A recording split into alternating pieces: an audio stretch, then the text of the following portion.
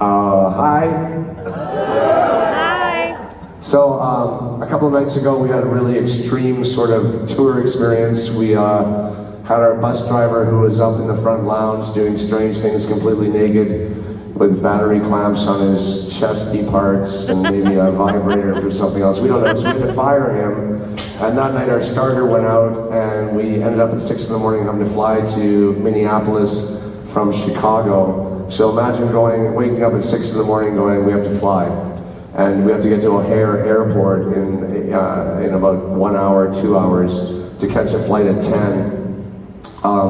Which O'Hare, as you know, is a really busy airport. I went through and got my boarding pass. I saw it flip down. I swear I did. I wasn't hallucinating, but now I don't know because I'm lacking sleep for days. And I saw the boarding pass come down and grabbed it, went all the way through the security lineup. I got to the front of TSA, I look at it, and it said, I wasn't going to Minneapolis, I was going to LaGuardia, and the name wasn't my name. And so I'm like, and the lady's going, are you having a problem? And I said, I think I am. And so I had to go back down all the way through and reissue my boarding pass, got on the flight. We got to Minneapolis, and that night, Dustin and I got a little too into the performance, and we do a thing where I get fed my brains, which is yogurt, and we were using a metal spoon, big mistake. We had a plastic spoon at first, and of course I'm like, well, that's not going to read, and so we found a metal spoon, duh.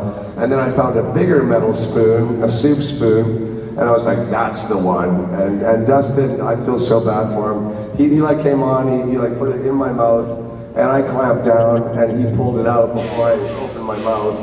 And it resulted, long story short, that night I was supposed to go to the hospital in Minneapolis, but I was like, no more hospitals. And we drove down to Kansas City. I have an old girlfriend who teaches film, who actually is blue in Warlock, Cyan. Thank you very much, Lauren. And she is now teaching film. She's tenured, a professor teaching film in Kansas City at the Art Institute. She drove from Kansas City, took me to her dentist back from Lawrence, and we had kind of looked online. They said they could maybe splint the 4 teeth together with some composites. When I went to the dentist, he said, well, we can do that, it might take a lot of time, and it might still hurt. And I was having all this like serious kind of phantom pain from when I broke my jaw a couple of years back. And the pain was the same. I was in my bunk in Lawrence at about 5 in the morning, and I said, I can do this. And I tried to sing something, and my teeth started resonating, because that's what your mouth does, and it was just like, ah. So I had the teeth pulled, and so now I'm a mutant up here. I look like the creature from Funhouse. And then the next couple of nights, I just haven't slept, so I apologize that I'm not on right now a little bit. I'm lacking massive amounts of sleep, but I'm gonna, carry on and carry through. So thank you all for coming out. Very much. I just wanted to say one more thing. We've been doing this for 40 years, and sometimes I even wonder, like, how the fuck did we get to this place, or excuse my French down there, little one.